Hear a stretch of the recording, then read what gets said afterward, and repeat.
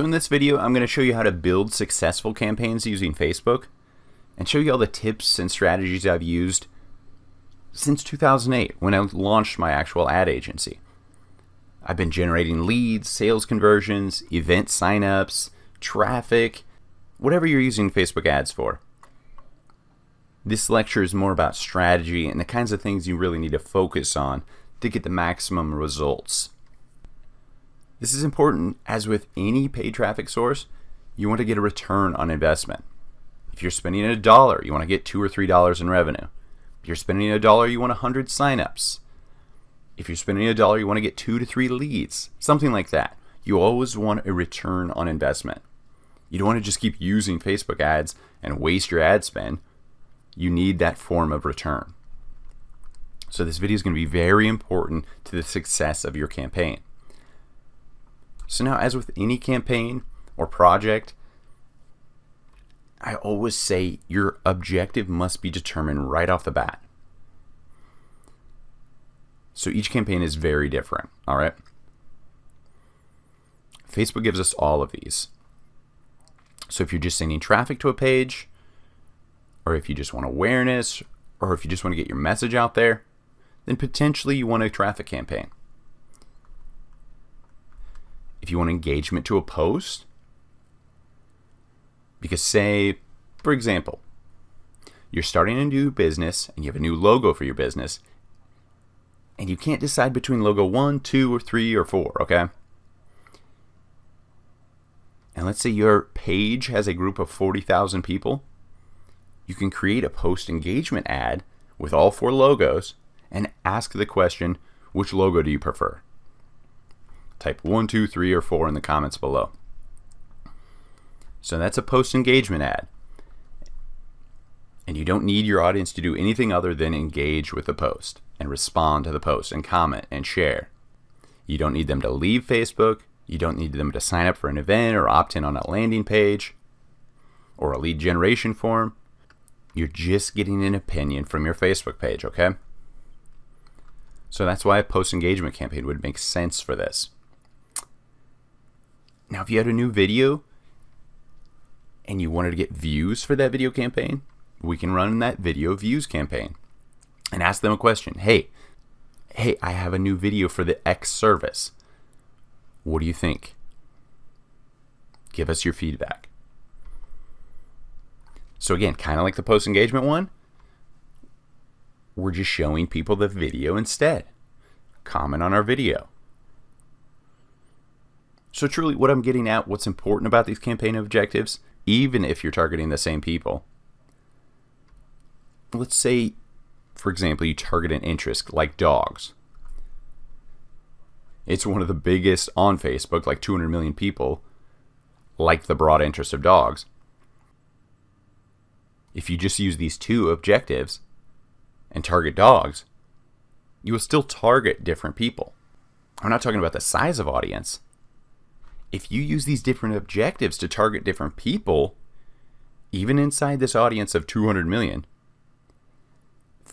they will be different because Facebook puts people in different buckets or data sets. These are different audiences. So if you're running a traffic campaign, what do you want people to do? You want them to click on the link. That's ultimately a traffic campaign. You want link clicks. You want them to go to the landing page. So not everybody in that audience of 200 million is keen on clicking or actually engaging with traffic ads.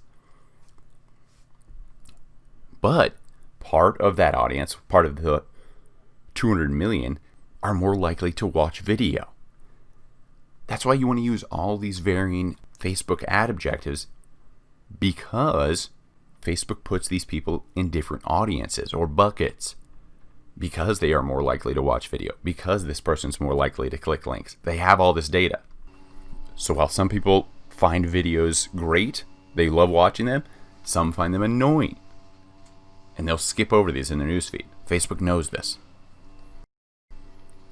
So next, let's look at lead generation. Lead generation is targeting a very specific type of somebody who's going to put in their name, address, phone number, whatever it may be on this lead generation form. So again, that audience is very different from a video views and a traffic audience. The same is true for post engagement, page likes, event responses, messages, conversions, catalog sales, and so on. Now for a conversion audience, you're asking Facebook to extract people who are going to take out their credit card or use PayPal and buy our product. You're trying to convert them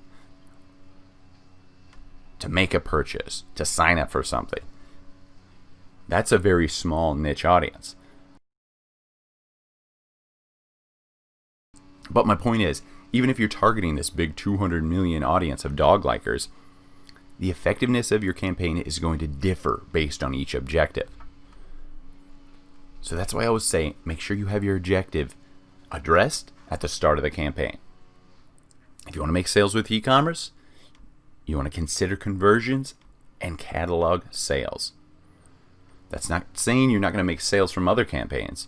You might make sales from these traffic campaigns because Facebook allows you to add the pixel on all these, therefore build up your audiences so you can retarget them with specific campaigns. Typically, I'll build up that pixel with a traffic campaign and then retarget them with a conversion campaign. So if I run an e-commerce campaign, I would use conversions and catalog sales because these are optimized for sales. That's what it boils down to. Each of these objectives, Facebook optimizes for the objective itself. So if you want traffic, Facebook will optimize to find people who are clickers.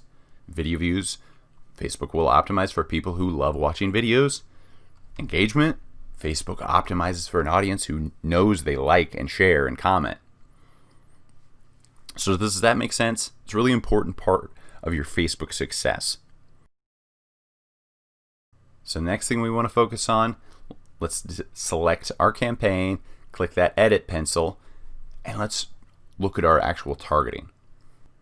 So a great campaign has a great offer to the right audience at the right price.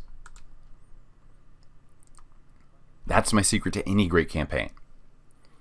You've got to get that right offer at the right price, and the only thing you have to worry about after that is the right audience. Who are you targeting? If you're targeting a product, say that is a dog toy. Let's stay with this dog, right? It doesn't make sense to target cat owners. Targeting is incredibly important to your Facebook ad success. I've seen so many potential great campaigns fail because the targeting was off. The other thing I want to say is when you are targeting, you need to know your audiences. So first, let's start with that dog's audience. We want to narrow this down. We know we're targeting dogs. So let's search more hobbies and interests around pets and dogs. So I click this narrow, we're narrowing this down. Let's say we want these people also interested in working out. So people who have dogs or like dogs and also interested in physical exercise. So this is to service dog owners we know that like to keep fit, right? We're having our major interest intersect with that second interest, dogs and physical fitness. And you can keep doing this to narrow your audience down further and further. Exclude people or narrow further. So let's narrow down further and further. As you can see, our potential audience size decreases. It's not necessarily a bad thing, it just means your audience is more targeted and may cost more. But typically I do see a higher ROI from these smaller audiences, these sub-million audiences, because they're very relevant. Facebook prefers promoting relevant ads.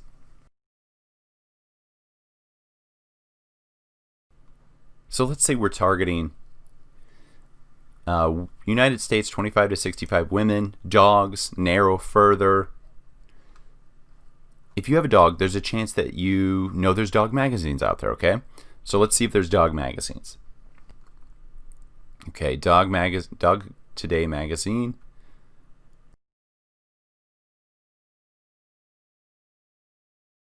American Dog Magazine. Dog World newspaper. This is great. So think about these interests. all these dog-focused magazines, right? There's a good chance that you're a dog owner if you know about these magazines and you have an interest in dogs. So by doing this, we've narrowed our potential reach down to 53,000, right? A cat owner would not know about Dog World newspaper. So think about that when choosing your targeting. So we can narrow further. Think about dog blogs or dog websites.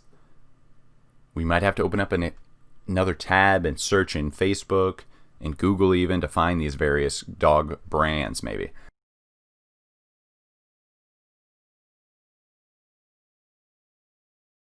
But I know one right off the top, BarkBox, right? BarkBox is delivers dog toys and food and supplies monthly. This is perfect. So we have the interest of dogs, we have these dog magazines, and now we have BarkBox. If people are interested in a dog subscription box, this is the trifecta. Look at this narrow audience, 20,000 people I am positive is a dog owner. Perfect for marketing my dog product or dog service to. So someone who's going jet skiing and hasn't ever owned a dog, they're not going to know what BarkBox is. This is why I include it for this specific dog audience that I'm marketing to. So how do I find the person on Facebook that loves the product or is passionate about what I am selling? This is the strategy. So think about this. If they aren't passionate about all of these interests, they're not going to be part of your potential reach. These people have engaged with these things.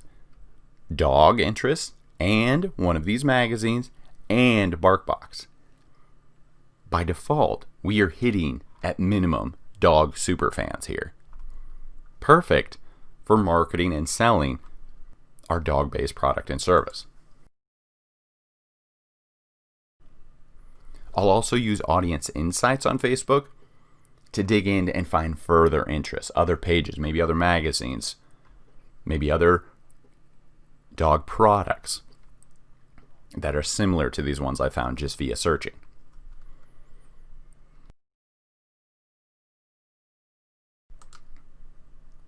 So, but do know with these smaller potential reach audiences, you're going to win more auctions and your ad is going to appear more often and be more relevant, but it will be more expensive. The smaller the ad potential reach, the higher and more expensive the Facebook ad costs, cost per click, cost per action, because you're laser targeting. It's more expensive because you're getting better results.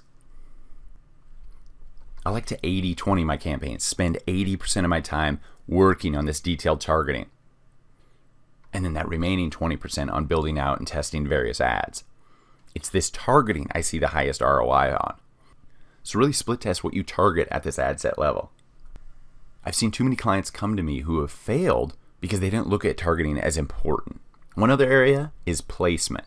Typically, I do see the highest ROI from automatic placements, but if your product makes sense for a specific placement, take advantage of this feature. Say it's an app for your mobile phone, okay? It doesn't make sense to run this ad on your desktop, does it? Keep that in mind. So finally, let's go to the Creative tab, Ads. You want to focus on good photos and good images, clear, high-def images, nothing fuzzy. Try to avoid white images. It really gets lost in the news feed. You want something that really pops. Use these bright colors. Bright greens, blues, yellows.